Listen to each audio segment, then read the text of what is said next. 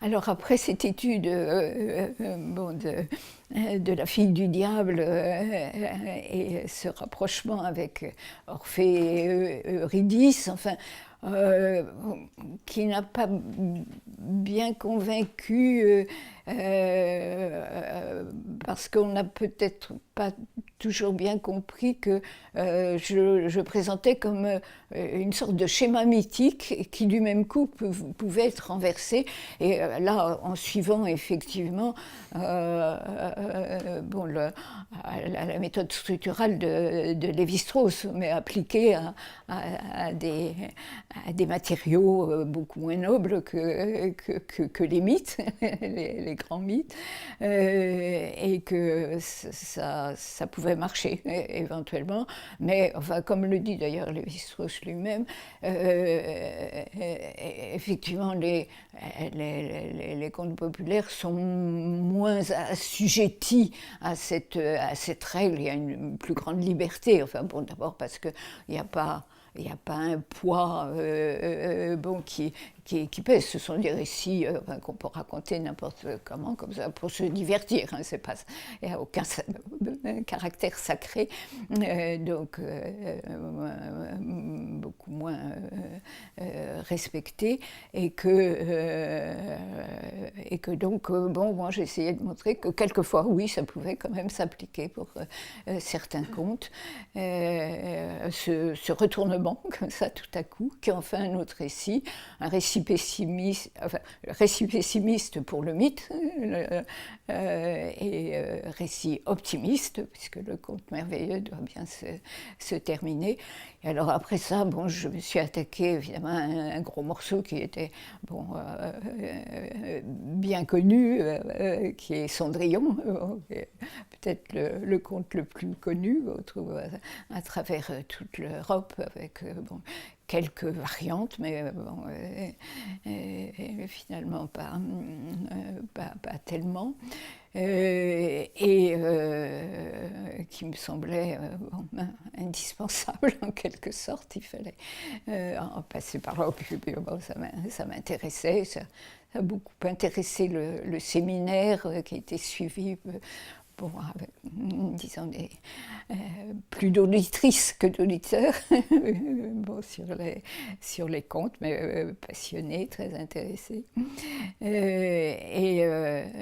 Donc Cendrillon, alors en fait déjà, on sait que c'est un cycle. Bon, disons que la typologie internationale l'a composé en un cycle, Cendrillon, peau d'âne, dont on voit les liens, avec des changements que j'ai essayé de montrer, mais antérieure, enfin si on peut arriver à dater, disons, l'apparition des contes, ce qu'on ne peut pas, un conte qui a le titre international des Grimm, c'est Un œil, deux yeux, trois yeux, qui pose le problème beaucoup plus entre l'héroïne et sa mère, qui est toujours souvent dit marâtre, puisque pour excuser, sauvegarder, disons l'honneur maternel des mères, mais enfin qui finalement, il y a des conteurs qui lâchent tout simplement que c'était sa mère. Donc, c'est démêlé, terrible, entre une marâtre et sa belle-fille. Qui, dans ce conte, peut aller jusqu'à le meurtre de la mère, dans les versions grecques par exemple, qui sont assez rudes, je dirais. Effectivement, une tentative ne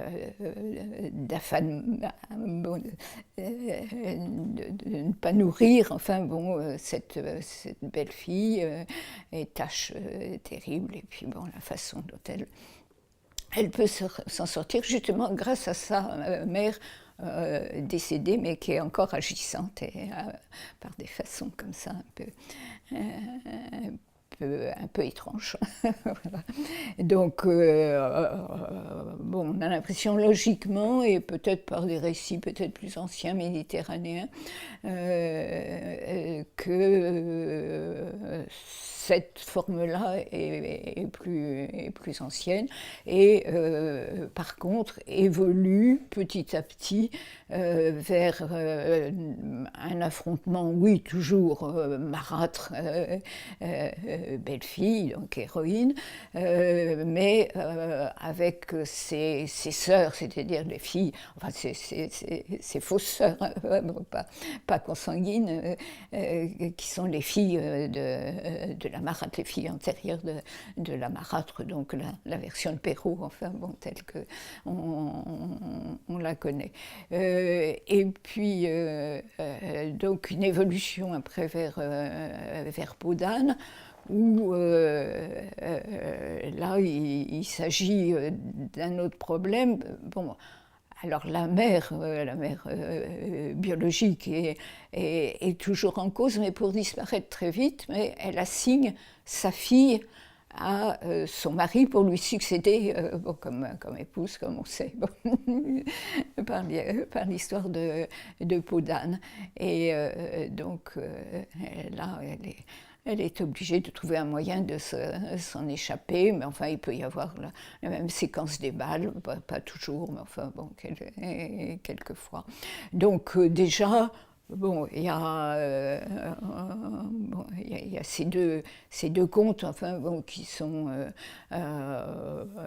étaient connus. Bon, le troisième, bon, beaucoup moins nombreux, donc on s'en occupait pas beaucoup, mais enfin en tout cas ces deux-là bien repérés comme issus loin de l'un de l'autre, ou bon, en tout cas en situation de transformation l'un par rapport à l'autre. Et donc moi j'ai ajouté un conte beaucoup moins connu qui s'appelle Les souliers usés à la danse, comme bon,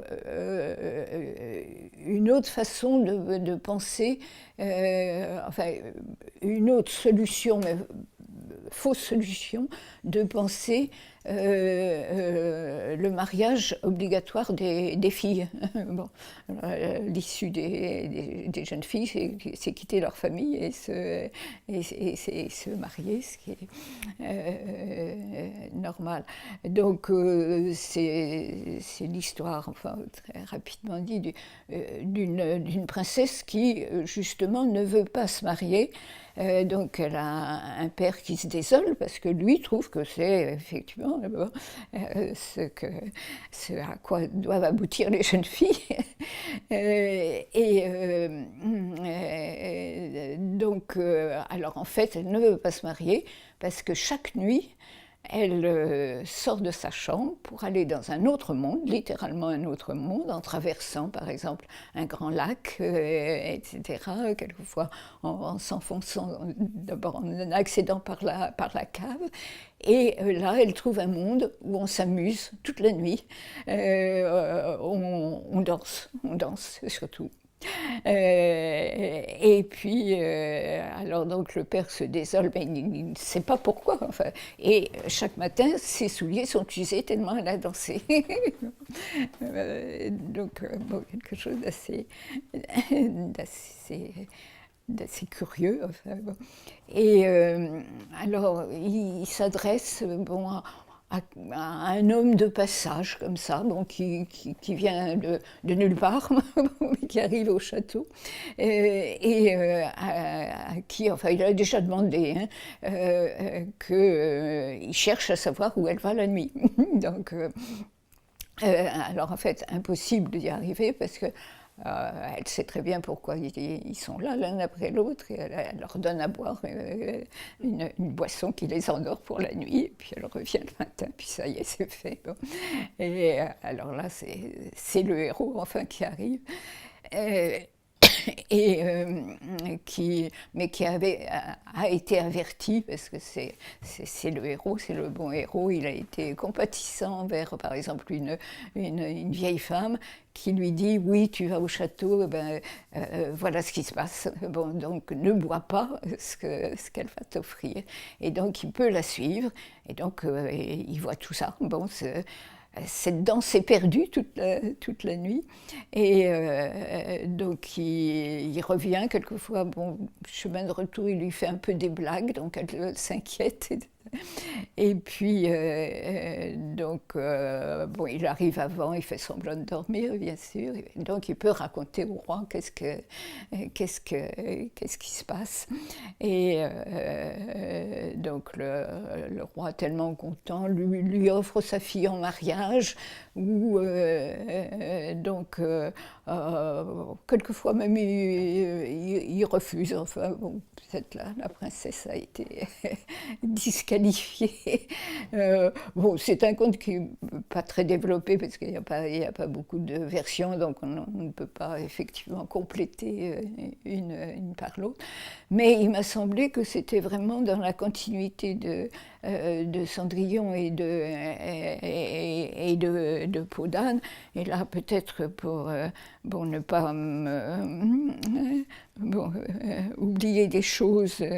Oui, il y a aussi une version qui est proche de Peau d'âne, qui s'appelle Aimer comme le sel, et qui est alors là, bon, la configuration, il est moins nombreux aussi, donc on a l'impression qu'il y a des tentatives comme ça de création, enfin, de contes satellites un peu autour de Cendrillon. C'est un roi qui a trois filles, et qui se met en tête de demander à ses filles comment elles l'aiment. Donc il y a quelque chose qui fait penser tout à fait au roi Lear et à la question qu'il pose à ses filles.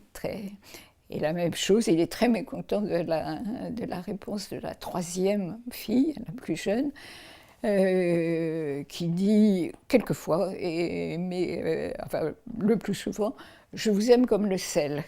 Et il est très vexé. Et à la fin, elle justifiera: ben, on a besoin de sel. Enfin, toute cuisine sans sel est immangeable. Enfin, bon, donc c'est quelque chose d'important. Tandis que les aînés, enfin, sont dithyrambiques, passionnément, etc. Et, il n'y a pas la réponse de Cordelia qui dit bon, si mes sœurs vous disent qu'elles vous aiment plus que tout, mais alors pourquoi elles ont des maris à ce moment-là? Bon, elles ne peuvent pas. Bon, donc le partage entre bon, l'amour qu'on porte à un père et l'amour qu'on porte à un époux. C'est-à-dire que Cordelia est très sage, et puis bon, cette héroïne de conte aussi.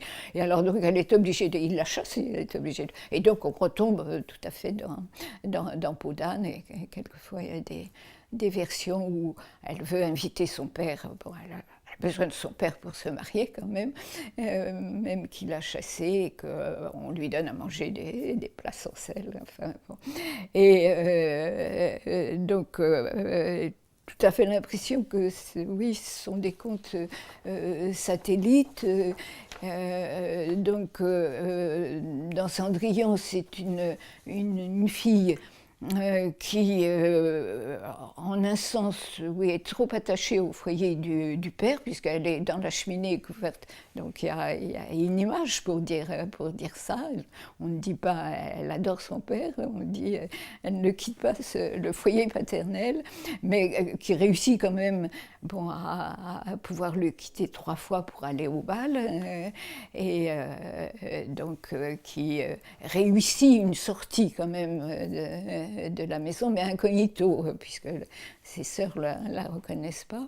Et puis, bon, après, effectivement, la découverte par la pantoufle, la fameuse chaussure qu'elle est seule à pouvoir porter.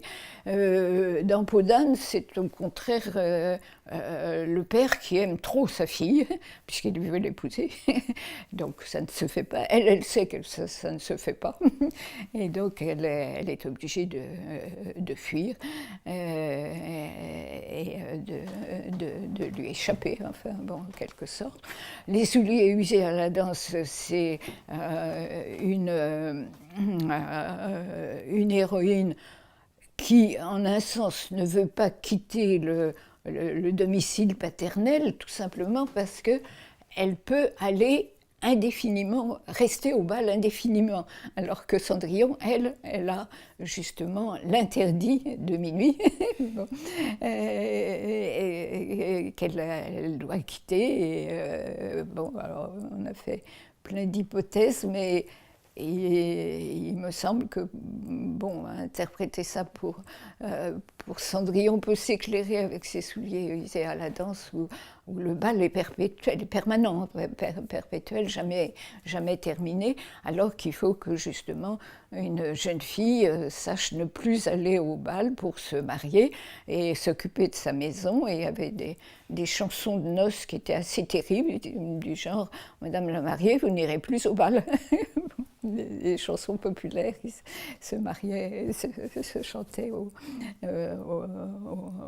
noces. Et puis, bon, alors une autre configuration un peu différente de Peau d'âne proprement dit, c'est-à-dire bon, un père bon, qui veut être aimé bon, par ses filles plus que tout, enfin, bon, donc, plus que ne le seraient plus tard des maris, des époux pour ces jeunes filles. Et donc qui est très mécontent. Enfin, la troisième fille qui, comme Cordelia, dit bon, quelque chose enfin, qui n'est pas tout à fait sa réponse, enfin, qui n'est pas aussi logique, mais qui s'exprime en quelque sorte par bon, une sorte de comparaison. Enfin, bon.